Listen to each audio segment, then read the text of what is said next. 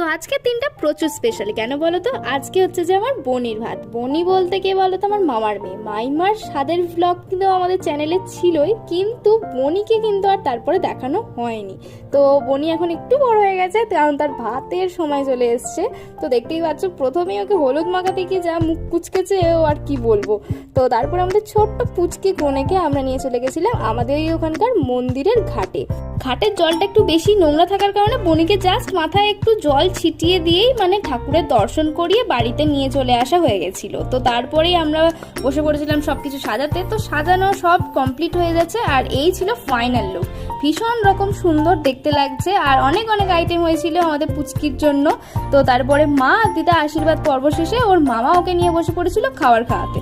তো বনিকে কেমন লাগলো নিশ্চয়ই কমেন্টে জানাবে। প্রত্যেকটা খাবার কিন্তু হাঁ করেছে, কিন্তু দেখেছো। তো যাই হোক, ভিডিও ভালো লাগলে লাইক করে দিও। আজকের জন্য এতটাই, টাটা।